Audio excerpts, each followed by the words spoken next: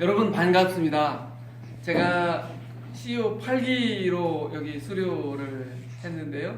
횟수로도 보니까 좀 제법 지난 것 같습니다. 그리고 그 후에 한동안은 열심히 잘 다녔는데 또 최근에 좀 뜸해서 아마 얼굴이 익숙하지 않으신 분들도 있지 않는가 싶습니다.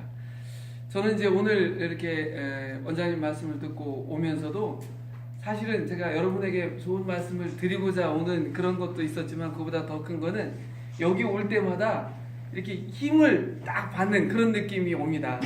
여기에 강의하는 그 모습이라든지 여기가 우리에게 늘 주는 가장 큰 이미지는 열정 그리고 힘 이런 이미지가 굉장히 커서 그렇죠. 근데 그런 것들을 우리에게 주는 것은 아마 이 프로그램이 가지고 있는 아주 독특한 방식과 추구하고자 하는 가치가 아닌가 싶습니다. 막 그런 것들이 우리 리더로서 우리가 갖춰야 될 내용들이기도 한데요. 그런 부분들을 좀 말씀드리고자 합니다. 제가 말씀드리고자 하는 내용은 혹시 저기도 PPT도 열려주시는가 모르겠는데요.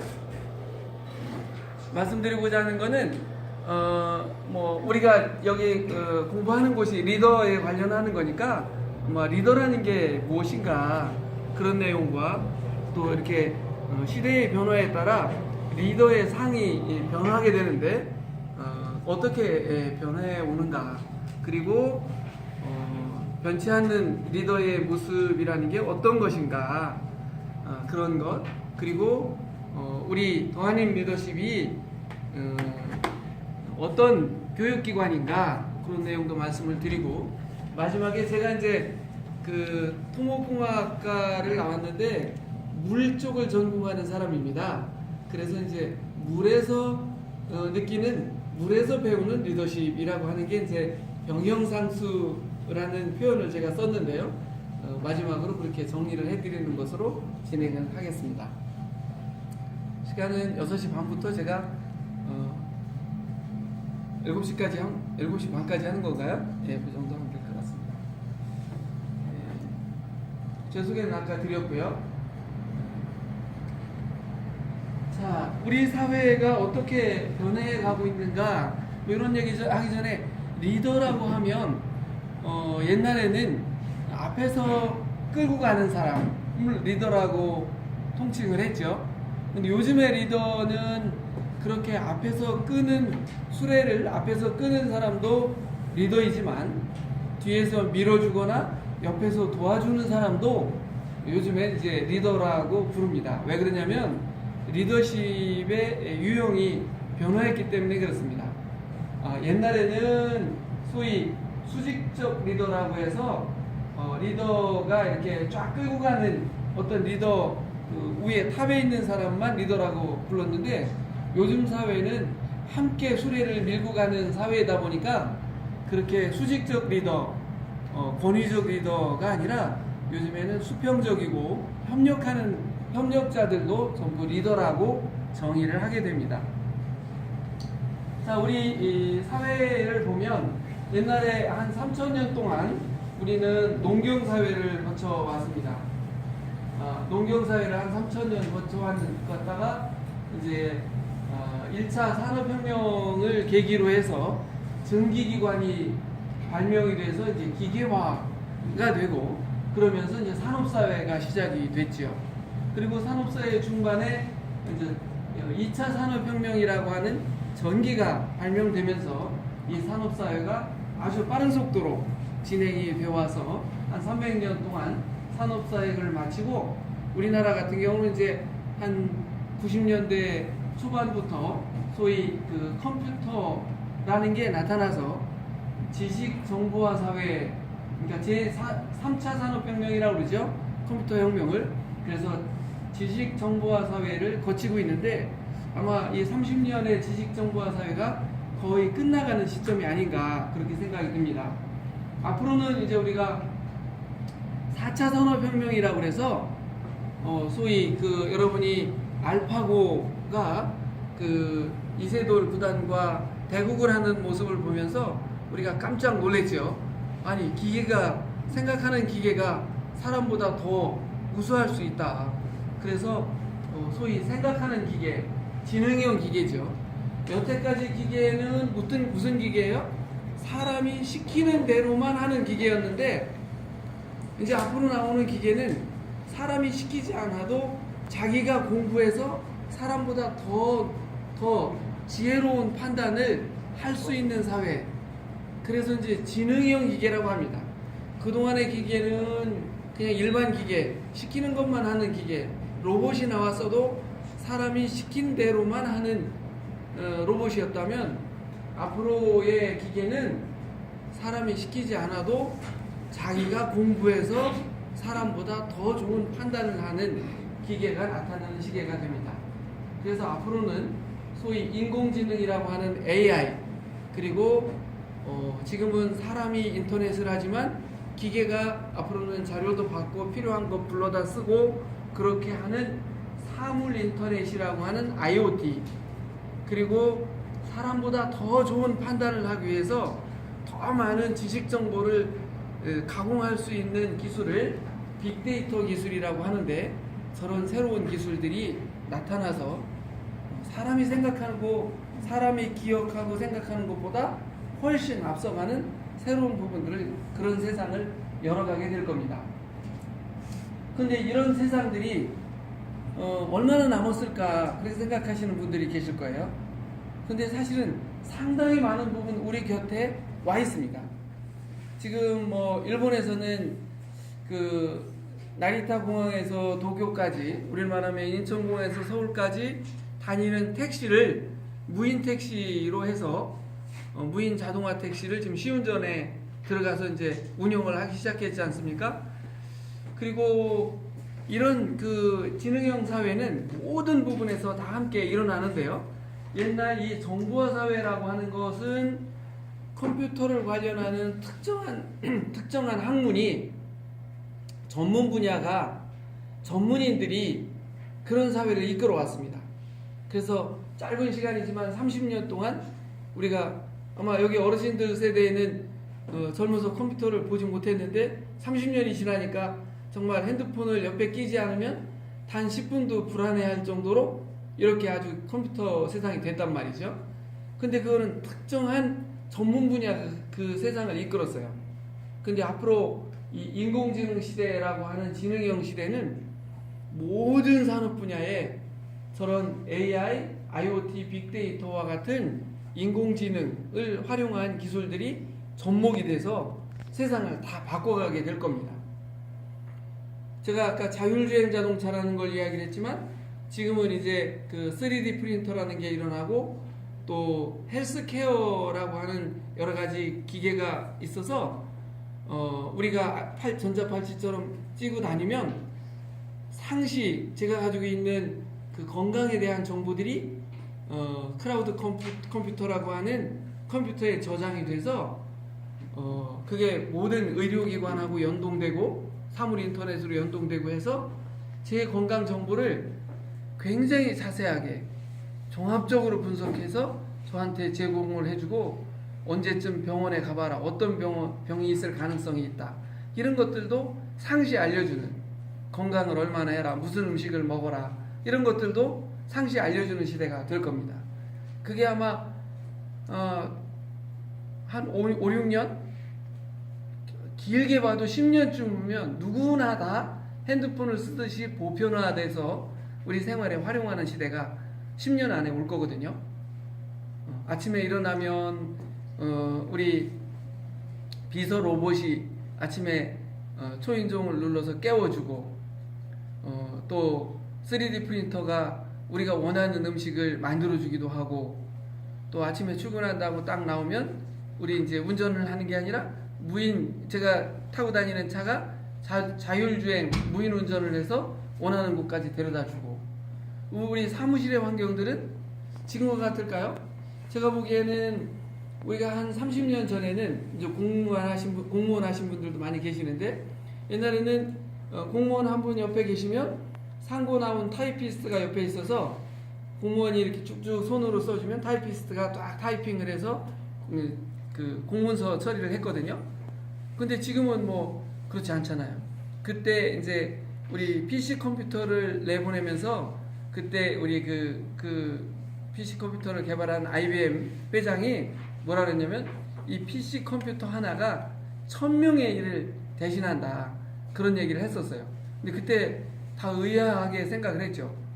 그런데 실제 뭐 1000명보다 훨씬 더 많은 사람의 일을 하고 있잖아요.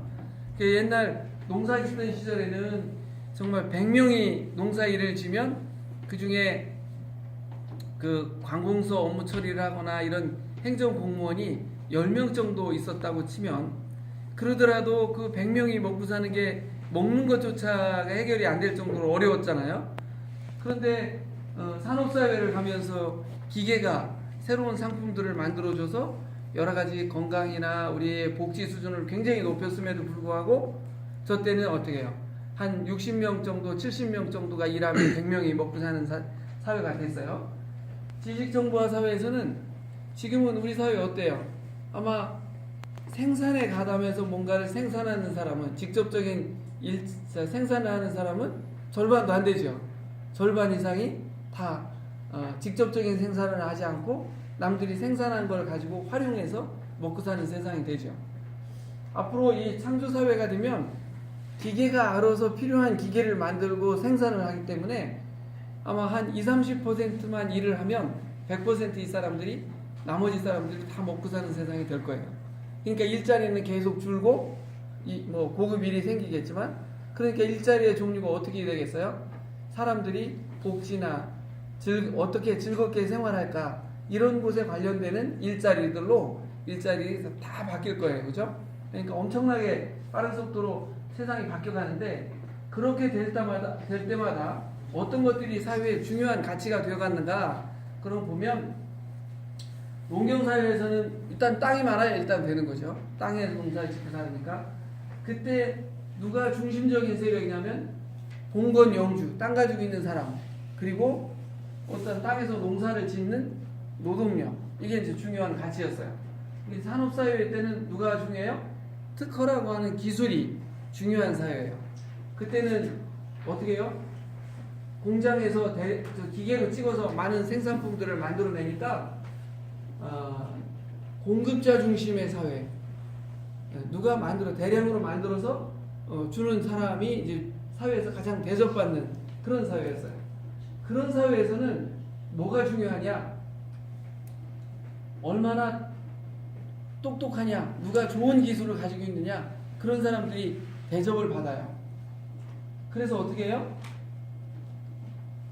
많은 그 똑똑한 지식을 가지고 있는, 기계를 가지고 있는 그런 사람들이 의해서 나머지들이 다 지배를 받는, 고급 기술자들에 의해서 노동자들이 지배를 받는 수직형 리더십, 앞에서 끌고 가는 몇 명이 사회를 지배하는 수직형 리더십이 지배를 하는 사회예요.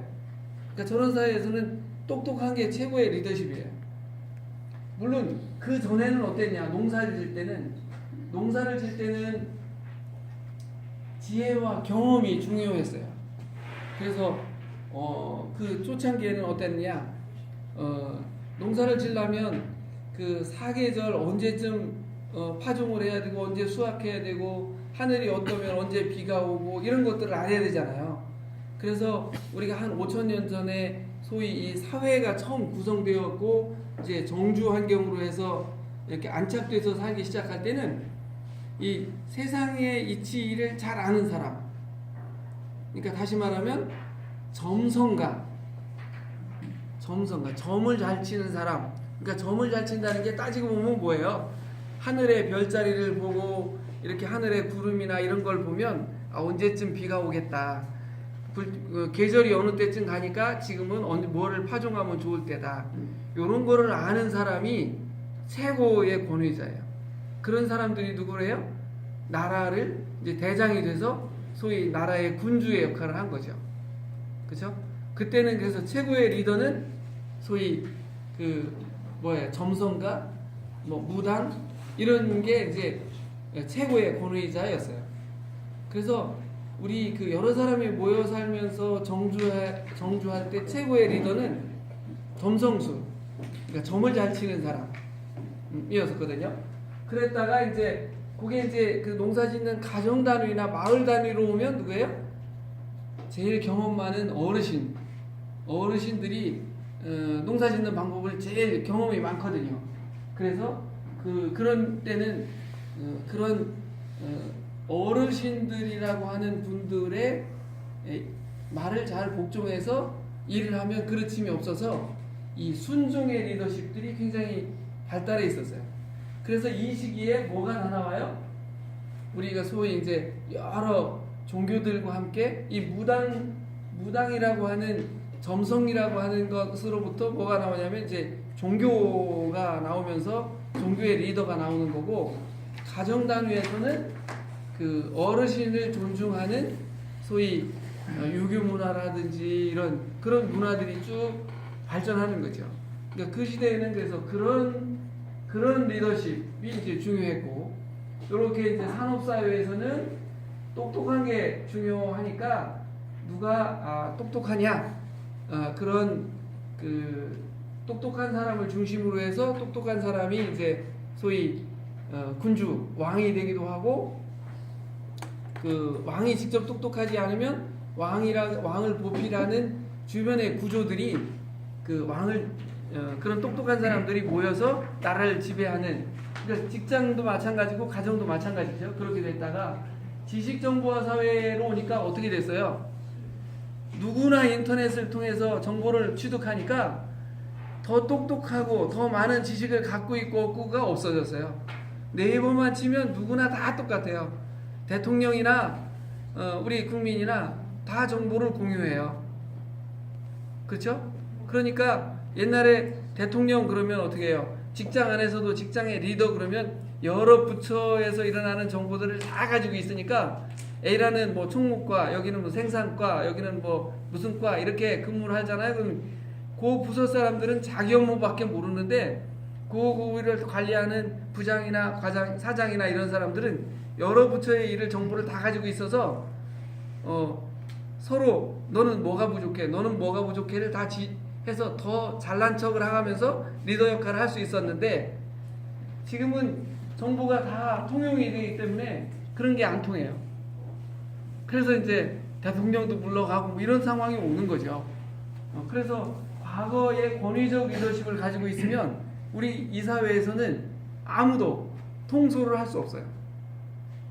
그래서 지금은 수평적 리더십을 갖는 사회고, 어떤 사회가 됐어요? 수평적 리더십을 갖다 보니까 시장은 시장 중심이 되고 공급자 중심이 아니라 고객, 물건도 옛날에는 어떻게 했어요? 현대에서 무슨 어떤 전자제품을 만들었다 그러면 대리점을 통해서 팔잖아요. 그럼 사는 고객은 대리점 가서 쩔쩔매매 사야 돼요. 거기밖에 없으니까. 그런데 지금 그거는 어때요? 지금은 대리점이라는 게 아예 없어졌어요. 그죠? 고객이 더 중요해서 오히려 거꾸로 고객을 쫓아서 서로 경쟁해서 들어가야 되기 때문에 공급자라고 하는 메이커, 만든 사람이 힘이 전혀 없어요.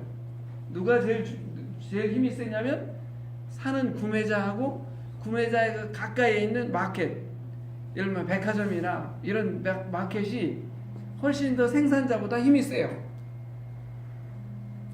그런데 그럼 앞으로는 어떻게 될 거냐? 앞으로는 이런 사회가 되면 소수의 사람이 생산 활동을 해서 많은 사람이 먹고 사는 사회가 되기 때문에 창조적 능력이 있는 사람이 굉장히 중요하고요. 이런 사회가 되면 지식 정보보다도 감성이 훨씬 더 중요해요.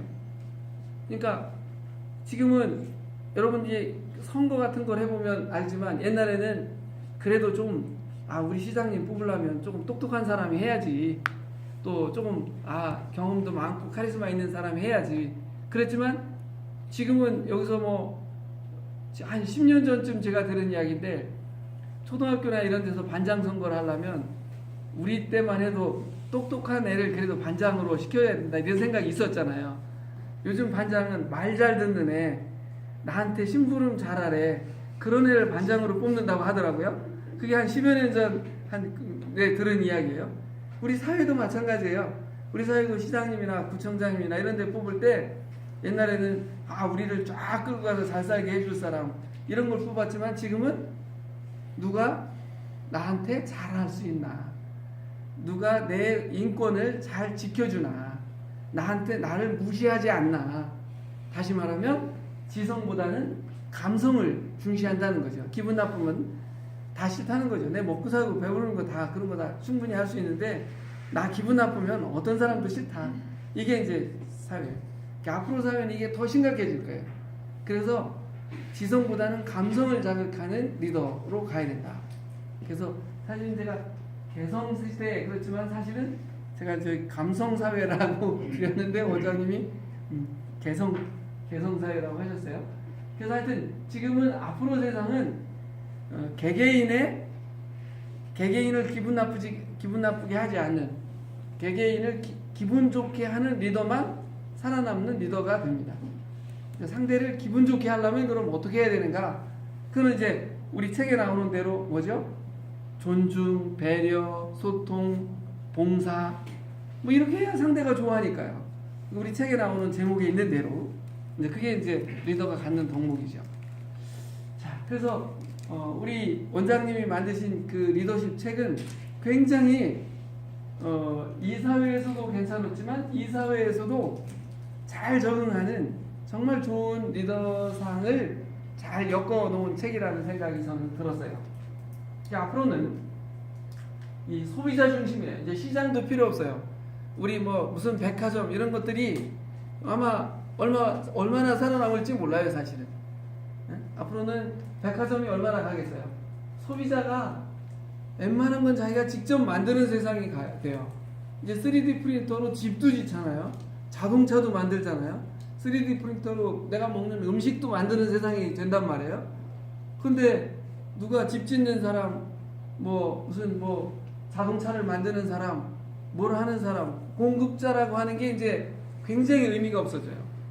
개인이 필요하면 만들어요. 만드는데 집에서 만들 수는 없잖아요. 비용이 많이 들으니까. 그래서 이제 메이크업 팩토리라고 하는 아마 개인 제작소, 그런 창작 공간이 많이 만들어질 거예요. 그래서 그런 구청에 우리 가면 무슨 우리 센터 있는 것처럼 그런 곳들이 있어서 거기서 원하는 것들을 만들어서 자기가 옷도 입고 필요한 거를 만들어 쓸 수 있는 세상이 되는 정도로 굉장히 고객 중심으로, 나 중심으로 바뀌어요. 그러니까 똑같은 제품이 세상에 별로 없는 세상이 머지않아 올 거거든요. 그래서 이 고객 참여가 중요하고 고객을 감동시키는 게 굉장히 중요한데요. 그래서 이런 세상에서는 똑똑함이나 통솔력이나 이런 것보다도 뭐가 더 중요해요? 공감 능력이 더 이제 중요해져요. 공감. 상대가 기분 좋아야 되니까 상대가 어떤 사람인지 상대하고 같이 소통하고 상대의 입장에서 같이 생각해 줄 수 있는 공감 능력이 굉장히 중요한 사회로 바뀐다. 그래서 순종의 리더십에서 수직적 권위적 리더십으로 갔다가 수직적 수평적 리더십, 지금 이런 사회죠. 여기서 이제 앞으로는 이거 플러스 감동이 같이 가는 감동의 리더십의 사회로 바뀌어간다. 그런데 제가 우리 원장님 아까 조금 되게 칭찬을 드렸는데요.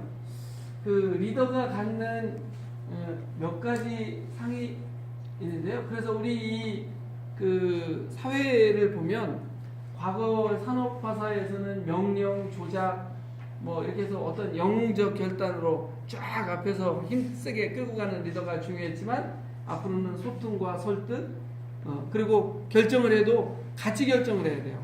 옛날에는 어떤 리더가 결정을 하면 이제 거기에 같이 동조하는 사람이 70%가 있고 다수결주의에서 30%는 좋아하지 않았어요.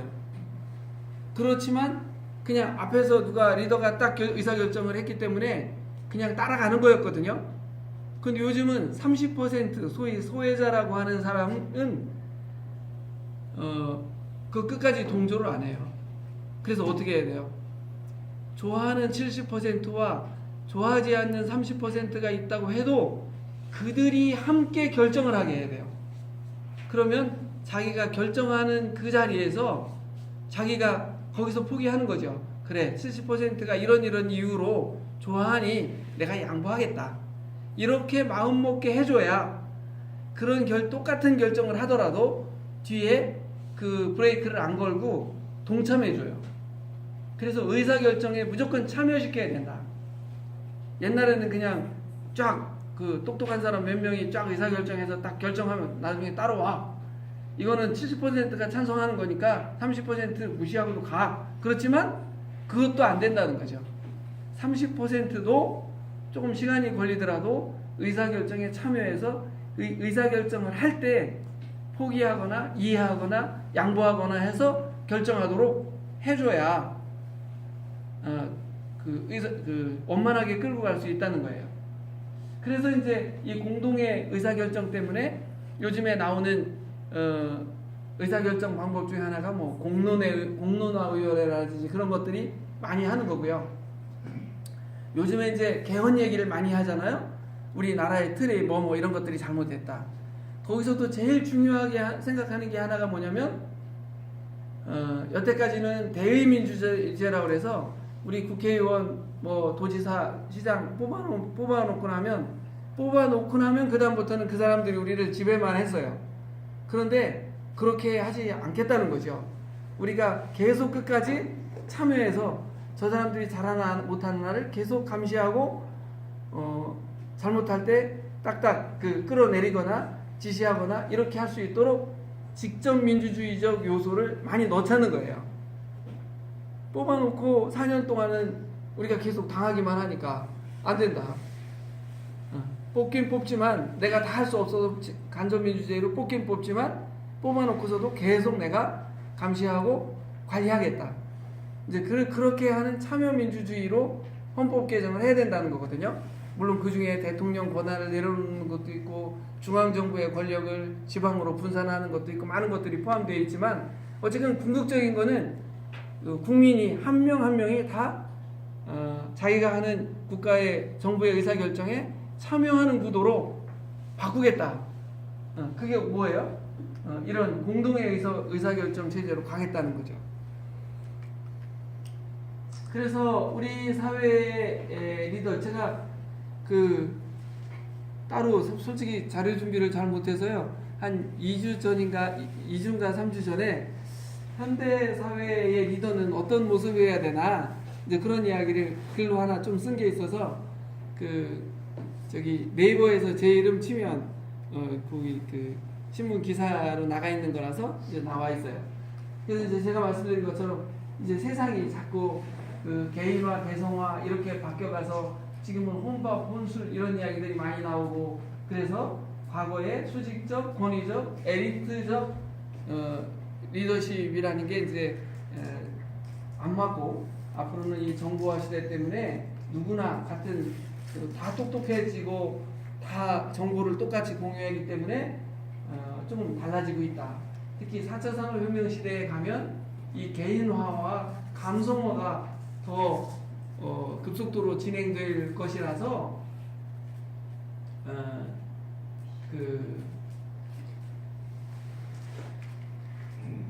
리더가 갖춰야 될 기본적인 덕목은 이거는 뭐 예전이 과거나 미래나 다 마찬가지일 거라고 생각합니다만 리더는 기본적으로 미래를 잘 예측하는 통찰력, 그리고 리더는 방향을 잘 잡을 줄 알아야 돼요. 이거는 뭐 리더가 아니라 모든 사람들이 자기 삶을 조금 더 효율적으로 살기 위해서는 목표가 있어야죠. 저는 이제 대학에 있으니까 학생들한테도 1학년 때 오면 잘 강조하는 게 그거예요. 열심히 뛰더라도 벼룩이처럼 목표 없이 가면 여기 뛰었다 저기 뛰었다 돌아다니다 보면 밤낮 뛰어다녀도 나중에 가면 제자리 거다. 아니면 뒤에가 있을 수도 있다. 그래서 항상 방향을 잡고 목표가 있어야 목표대로 방향을 따라가기 때문에 항상 자기 인생에 목표가 있어야 된다. 그래서 어떻게 인생의 목표를 설정할 것인지, 또 그 인생의 목표에 따라 어떻게 어떤 열정을 가지고 어떤 자세로 추진해 나갈 것인지, 그런 게 굉장히 중요하다, 그런 얘기를 하거든요. 뭐 결국 리더라고 한다면 어느 조직체를 어느 방향으로 끌고 갈지에 대한 목표, 그거를 왜 끌고 가는지, 그래서 그 구성원들에게 그 가는 목표들을 충분히 이해시켜야 구성원들이 함께 그 수레를 밀고 가는 거기 때문에 첫 번째가 리더가 갖춰야 될 것은 좀 앞을 바라보는 안목, 예측 능력이 있어야 되고, 그거에 따라 정말 정확하고 바른 목표를 세울 줄 알아야 된다는 게 이제 통찰력이 첫 번째 자질이고요. 두 번째는 그런 목표를 정했으면 정말 우리 원장님처럼 열정을 갖고 추진해 나가는 추진력이 있어야 돼요. 근데 이 목표만 명확하면 욕심이 생기고 욕망이 생기고, 그래서 이 추진력을 얻기가 굉장히 좋아요. 목표가 명확하지 않으면 추진력이 안 생기거든요. 그래서 이게 제일 우선이고, 그 다음에 추진력이죠. 근데 이제 목표도 명확하고 추진력이 있는데 혼자 가는 세상이 아니니까, 리더라고 하는 거는 어느 배를 여러 사람과 함께 끌고 가는 거기 때문에 포용력이 없으면 감성 시대에는 더군다나 이 배를 정상적으로 끌고 갈 수 없어요. 그래서 리더가 가지고 있어야 될 가장 기본적인 자질은 이런 거죠. 그 다음에 이제 자세는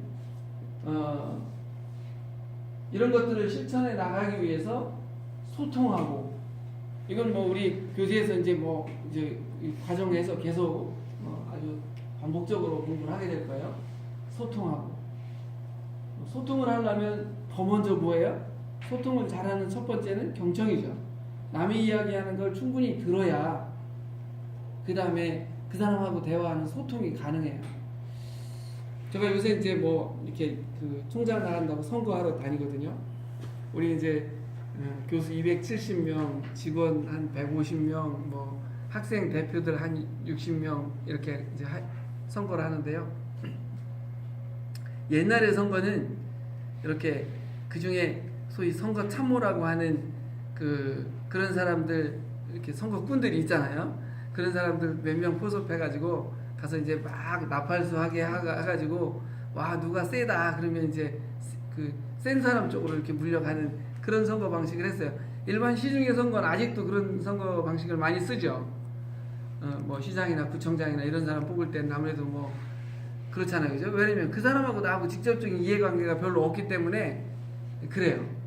그런데 이제 우리 같이 작은 조직의 구성원한테 투표하는 거는요, 우선 나하고의 이해관계가 어떤지, 그리고 저 사람이 이 조직을 진짜 잘 이끌어갈 수 있는 이런 미래에 대한 통찰력과 그거를 끌고 갈 수 있는 추진력이 있는지, 작은 선거에서는 저런 걸 이제 중시 보죠.